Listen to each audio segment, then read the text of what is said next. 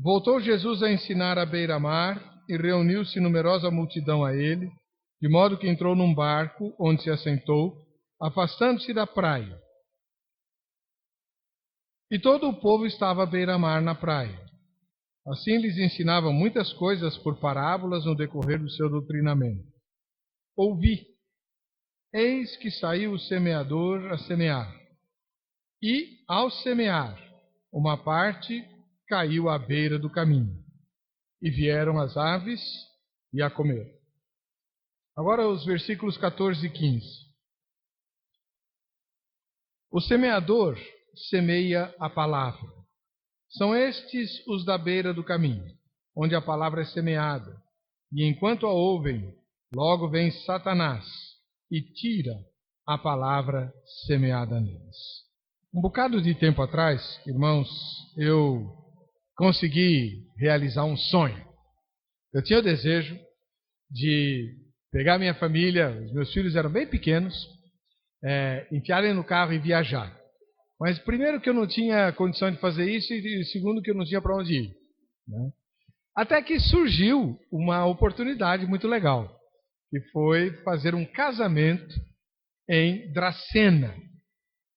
O noivo morava em Tupi Paulista, uma cidade 600 e poucos quilômetros longe daqui, né? Uma viagem grande, longa, né? Então a gente ia até Tupi, de Tupi viajava para Dracena, que é uma cidade vizinha, para fazer o casamento lá. Então eu me cerquei de cuidados, eu tinha um Gol, e um Gol a álcool, então providenciei o óleo, chequei os pneus. E esse Gol, ele tinha uma característica, ele tinha um probleminha, que segundo me falavam era meio endêmico naquele modelo de Gol. De vez em quando a ventoinha ligava e não desligava, ou não ligava, simplesmente. Né? E era um problema na válvula que ficava em cima do radiador, era um radiador selado e tal, aquelas coisas todas. E eu fiquei preocupado com isso, né? Então, durante a semana, fui a uma loja de autopeças, eu trabalhava na Edições Vida Nova, então lá na vila, lá na zona sul de São Paulo, perto de Interlagos, eu fui a uma casa de autopeças, comprei uma válvula nova, né? Cheguei em casa à noite e na véspera da viagem comprei aditivo para o radiador, então coloquei o aditivo e troquei a válvula velha pela válvula nova e fomos dormir, porque 4 horas da manhã a gente ia levantar para poder sair. Eu mal dormi aquela noite, que quando eu tenho horário para levantar cedo no dia seguinte, eu não durmo, né? Mas repousamos tal. Quando foi 5 horas da manhã, eu estava saindo do meu carro com a minha família dentro para uma longa viagem pelas estradas de São Paulo e eu estava muito feliz porque ia cumprir o meu sonho, viajar com a minha família pelas estradas à custa de alguém que ia pagar a minha despesa, que eram justamente os noivos, né? E fomos lá, fomos indo, né? Chegamos a Marília, e onde nós paramos para almoçar, e depois do almoço, já estava bem quente o tempo, né? Tentamos seguir viagem. Mal pegamos a estrada que sai de Marília e o radiador estourou. Pau! Foi uma experiência medonha, né? Estourou tudo e eu consegui arrastar o carro até a sombra de uma árvore, e aí fui lá ver o que tinha acontecido e, enfim, o radiador estourou. E foi muito complicado conseguir avisar o irmão do noivo, né, que morava em Tupi, para que ele viesse me socorrer. Não tinha celular naquela época. Foi uma aventura. Eu com a família inteira, os meus filhos pequenos, o Fernando era um bebê, né, e nessas circunstâncias na beira da estrada. E aí, graças a Deus, o Senhor agiu, né, o Haroldo era o irmão do noivo, ele tinha um posto de gasolina, aí ele conseguiu um carro, veio nos buscar em Marília e arranjou um guincho para levar meu carro até Tupi para fazer os devidos reparos. E quando chegou lá em Tupi, o mecânico falou assim: mas quem que trocou essa válvula aqui? Eu disse, eu. Essa pecinha está fora do lugar. Era uma pecinha de plástico, desse tamanho. Desse tamanho. E eu olhei para ela e disse, como que uma coisinha tão insignificante pode estourar o motor de um carro? O motor não, estourou o radiador, né? Mas queimou o cabeçote, tive que fazer retífica e tal. Por quê? O mecânico falou, porque ela está fora do lugar. Ela não podia estar aqui. Quem foi que pôs ela aqui? Fui eu. Não, o senhor tem que levar um mecânico. O mecânico que tem que fazer. Ele ainda levei um sabão. Depois de todo o problema que eu enfrentei, ainda levei um sabão.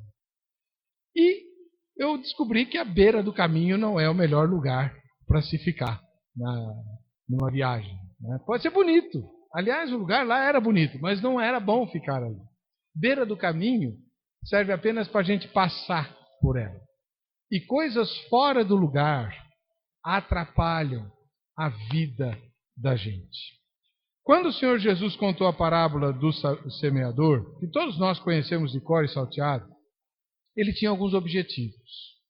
Para nós, normalmente, olhamos para essa parábola e vemos tipos de pessoas que recebem o Evangelho e que reagem de maneiras diferentes à recepção do Evangelho.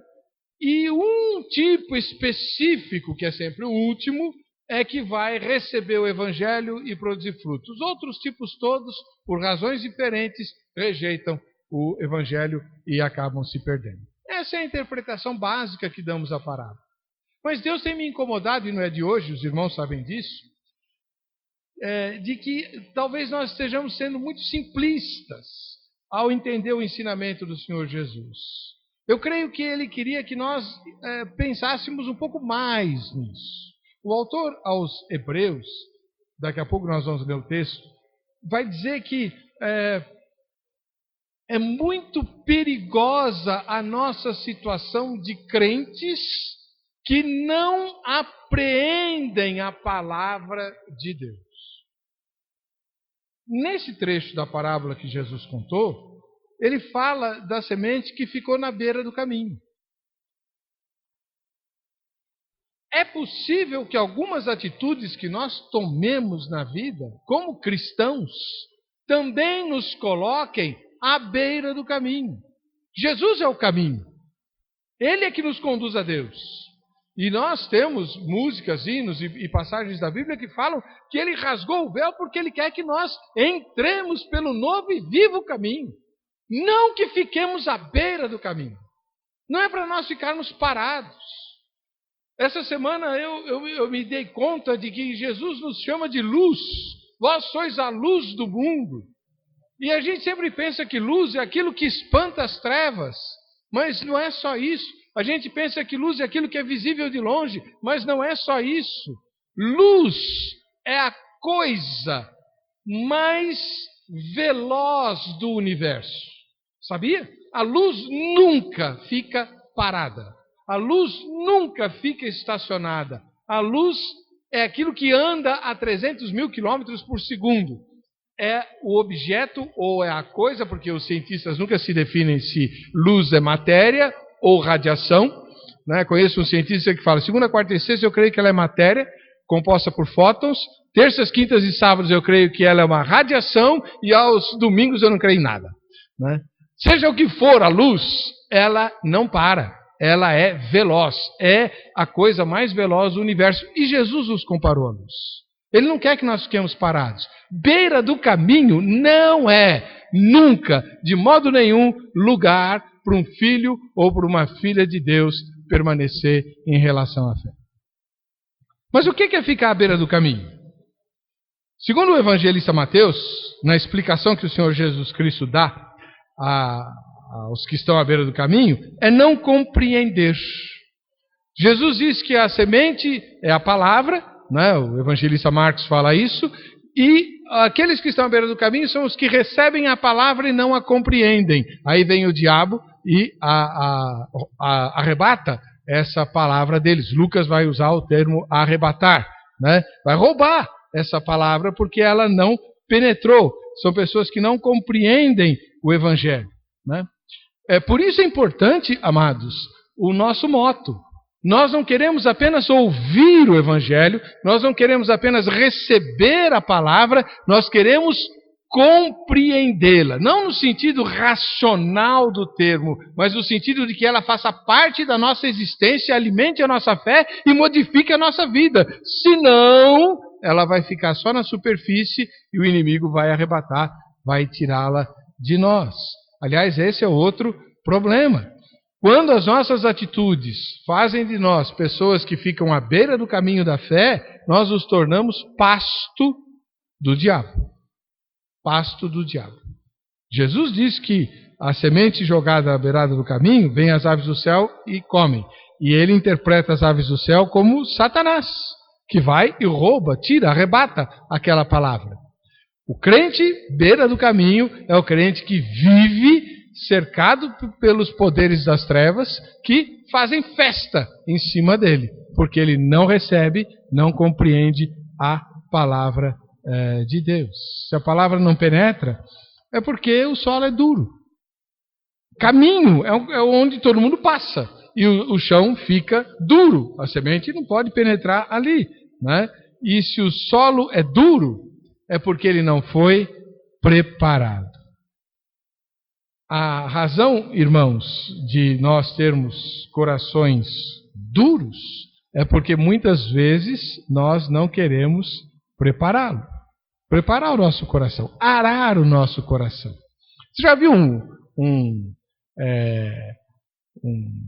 sertanejo arando a terra? Não precisa ser aquele fazendeiro que tem aqueles arados mecanizados. Prefiro o sertanejo que usa bois ou jumentos para puxar o arado. O arado, ele rasga a terra.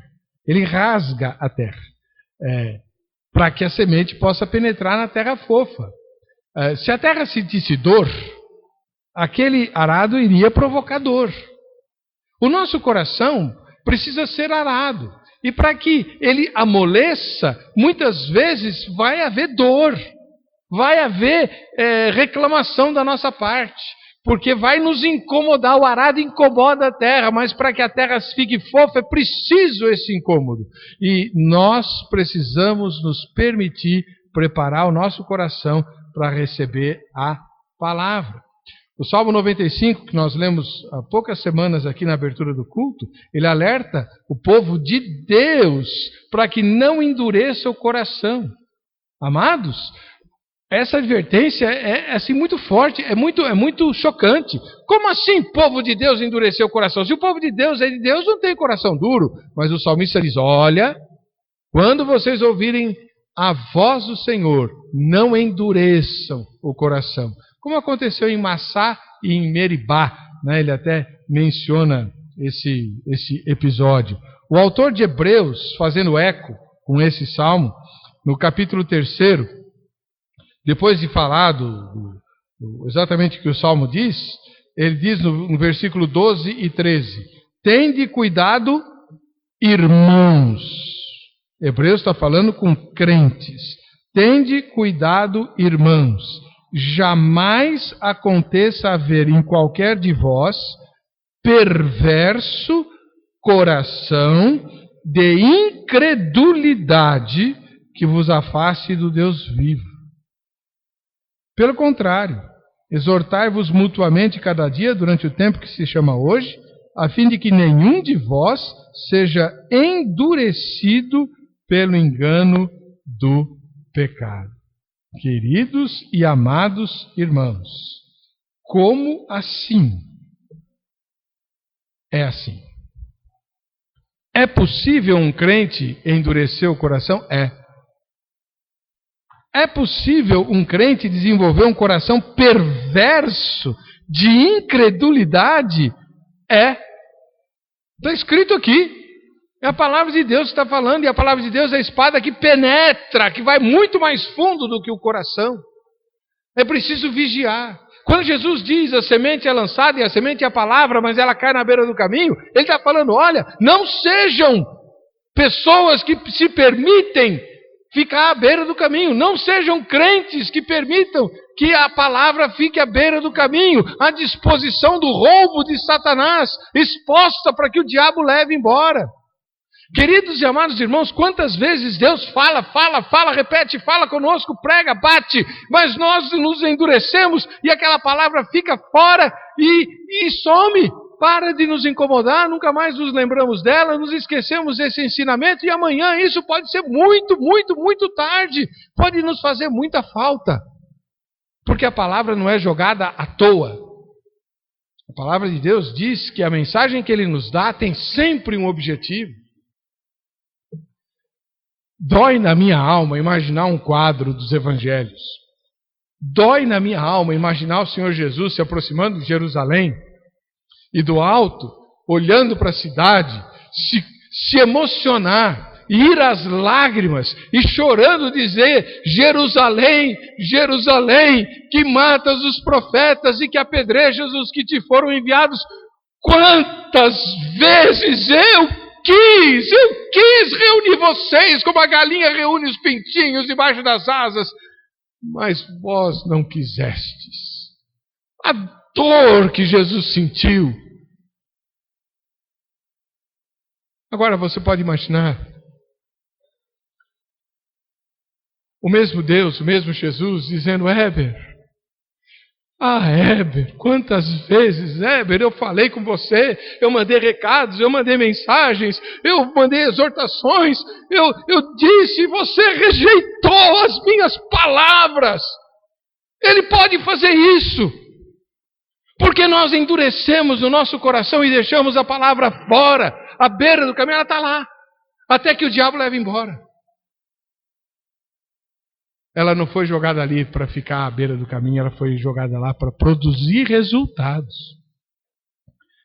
Quando a nossa vida de fé, a nossa caminhada com Deus, se estende por algum tempo sem resultados, sem mudanças, é porque a palavra não penetrou. Tem um texto de Gálatas que fala das obras da carne e do fruto do Espírito. Conhece, né? Gálatas capítulo número 5. É uma lista lá de coisas, características da carne, do pecado, da vida sem Deus. E uma outra lista com 9 itens, ou 9 gomos, de um fruto. O fruto do Espírito. As crianças da Vila Marte estão estudando isso com a tia Carol.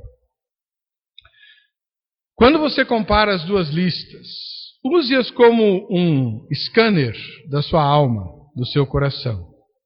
Quais são as características da carne que aparecem em você e quais são os gomos do Espírito que aparecem em você? O que é que vai prevalecer? A palavra precisa produzir frutos.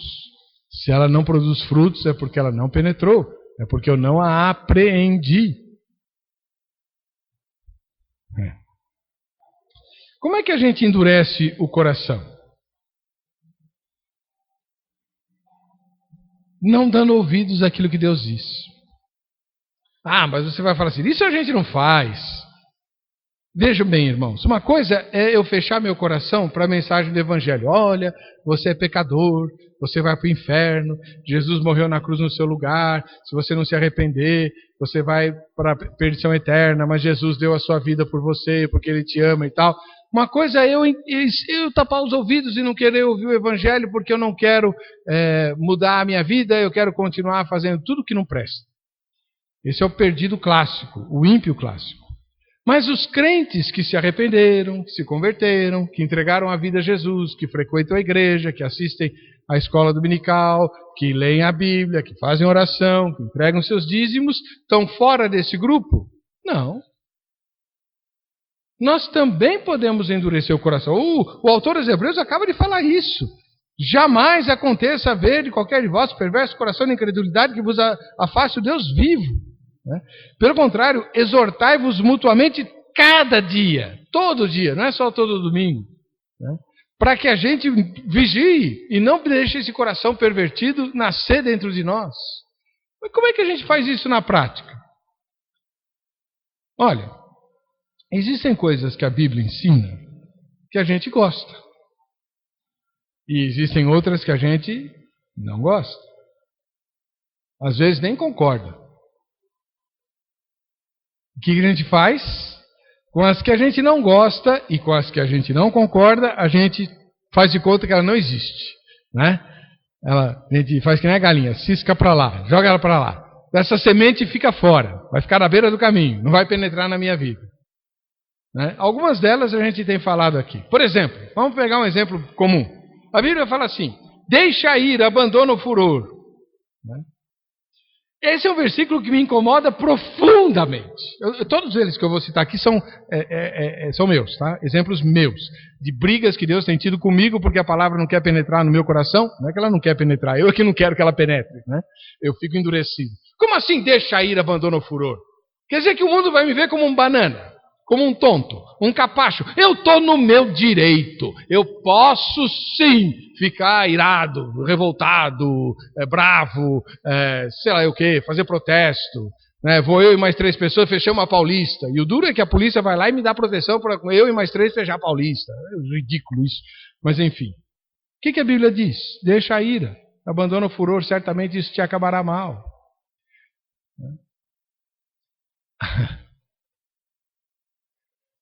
Quem está certo? A pessoa pode estar coberta de razão, foi injustiçada, o sangue sobe, mas se ela reagir com base no sangue que subiu, ela vai ganhar um problema enorme que vai levar talvez semanas, anos, décadas, com marcas para ser resolvido. Agora, se ela fizer o que a Bíblia diz, esvaziar o seu próprio ego, né? Renunciar aos seus direitos e deixar aquilo para lá, deixa nas mãos de Deus. O autor aos Hebreus fala que Jesus sofreu muitas injustiças, mas ele nunca revidou. O que ele fazia? Ele jogava nas mãos de Deus. Todos os que ofenderam ao Senhor Jesus, todos os que blasfemaram contra ele, todos os que o feriram a Jesus emocional ou fisicamente, tiveram que se haver com Deus, porque ele transferiu para o Senhor. Né? E por isso ele respondia com mansidão. Se nós fizermos o que a Bíblia diz, aquele instante de injustiça vai passar.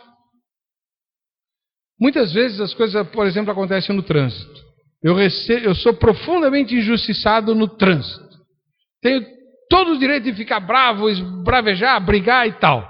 Se eu reagir desse modo, eu vou arranjar um problema que vai durar muito tempo. Se eu deixar passar, 15 minutos depois, eu vou estar em outro lugar, vivendo a minha vida, como se nada tivesse acontecido. Quem tem razão? A minha ira ou a Bíblia? Outra palavra de Jesus, essa é mais difícil ainda. Jesus manda a gente dar a outra face, caminhar a segunda milha. Então alguém vem, te fere, é injusto com você, produz dor, produz sofrimento de maneira vil e você não reage. Permite que aquilo continue mais um pouquinho. Tenha santa paciência. Quem Jesus pensa que eu sou?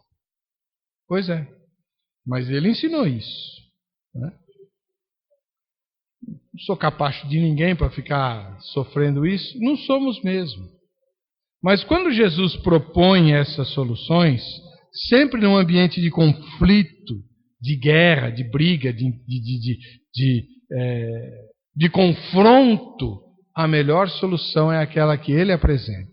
Porque é a que dá a possibilidade de se esvaziar o mal. Você vai ser ferido, você vai ser agredido, mas o mal vai acabar ali. Ele não vai continuar. E Deus vai cuidar dessa situação. Nós somos muito imediatistas. Nós queremos que a coisa se manifeste aqui e agora. Esquecemos que há uma eternidade. E é na eternidade que nós vamos viver para valer. E é lá que os nossos acertos vão ter valor. Jesus diz assim, ou a Bíblia diz, não vos associeis com os incrédulos.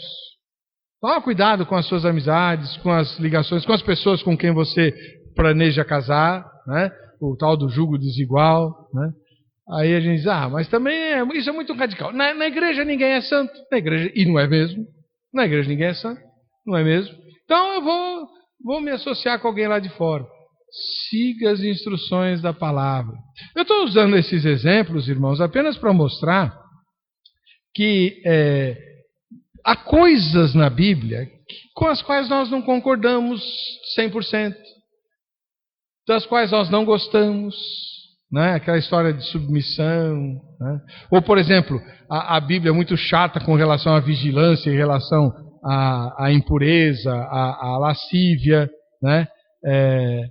Nós vivemos um tempo em que essas coisas não têm mais importância, não têm mais valor, todo mundo pratica, então a gente relaxa o nosso padrão, relaxa a nossa maneira de lidar com essas coisas, né? E o resultado nunca é bom. Nunca é bom. Vejam, o mais importante é permitir que a palavra penetre. Não deixar ela à beira do caminho. Não deixar que algo pequeno, como uma semente, fique fora do lugar. A minha viagem foi frustrada porque uma pecinha desse tamanho estava fora do lugar. Eu tinha tomado todos os cuidados, menos o principal, de ter um profissional para trocar a válvula que eu quis trocar sozinho, no escuro, sem saber direito o que estava fazendo. O resultado deu no que deu.